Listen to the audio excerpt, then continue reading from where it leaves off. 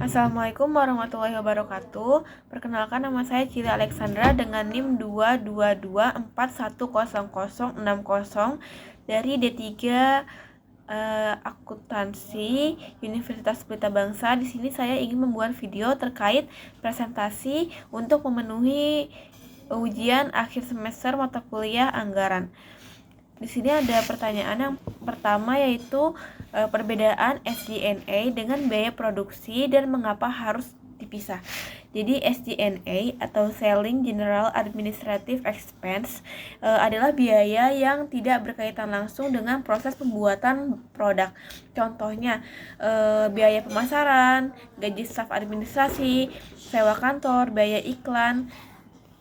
Biaya produksi atau bahan baku, tenaga kerja, dan BOP adalah biaya yang melekat langsung pada pembuatan barang. Dan kenapa keduanya harus dipisah? Karena yang pertama, biaya produksi masuk ke harga pokok penjualan atau HPP dan menentukan nilai persediaan di neraca, sedangkan SG&A langsung dibebankan sebagai beban periode di laporan neraca atau laporan laba rugi. Yang kedua, yaitu pemisahan ini penting untuk menghitung laba kotor secara akurat. Yang ketiga, yaitu membantu manajemen mengambil keputusan penetapan harga atau pricing dan pengendalian biaya secara lebih tepat sasaran. Untuk pertanyaan yang kedua, yaitu bagaimana manajemen menjamin anggaran laba rugi tetap objektif, valid, dan tidak dimanipulasi. Yang pertama, yaitu ada anggaran disusun dari data penjualan, biaya, dan kinerja aktual periode-periode sebelumnya, bukan dari asumsi sepihak. Yang kedua, yaitu melibatkan berbagai divisi dalam penyusunan agar tidak dikendalikan satu pihak yang punya kepentingan menaikkan atau menurunkan angka. Yang ketiga, yaitu setiap angka diverifikasi atasan atau tim anggaran sebelum disahkan. Yang keempat, yaitu analisis varians rutin untuk mendeteksi lebih awal jika ada penyimpangan yang mencurigakan. Yang kelima, yaitu standar akuntansi sebagai rambu hukum, misalnya prinsip konservatisme dalam SAK agar laba tidak disengaja dinaikkan. Selanjutnya ada pertanyaan yang ketiga, yaitu mengapa perusahaan perlu riset pasar sebelum menetapkan target penjualan. Target penjualan yang realistis harga harus berdasarkan permintaan aktual pasar, bukan keinginan internal perusahaan semata. Yang kedua, yaitu riset pasar yang memberikan informasi tentang daya beli konsumen, perilaku pembeli, tren, dan perilaku pergerakan pesaing. Yang ketiga, itu tanpa riset pasar, anggaran penjualan beresiko terlalu tinggi atau menyebabkan overproduksi atau kelebihan stok, atau terlalu rendah kehilangan peluang besar pasar. Yang keempat, yaitu ada riset pasar juga menjadi dasar untuk strategi harga, promosi, dan distribusi yang tepat. BOP udah lanjut.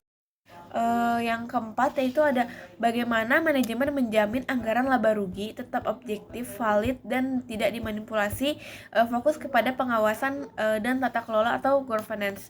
Yang pertama, itu tim audit internal yang terpisah dari penyusunan anggaran secara berkala memeriksa kewajaran asumsi dan angka yang digunakan.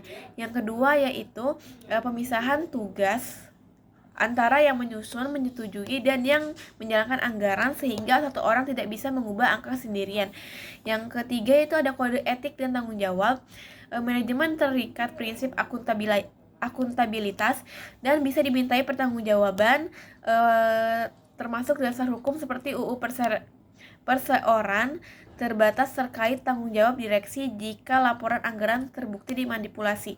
Yang keempat, yaitu transparan kepada stakeholder.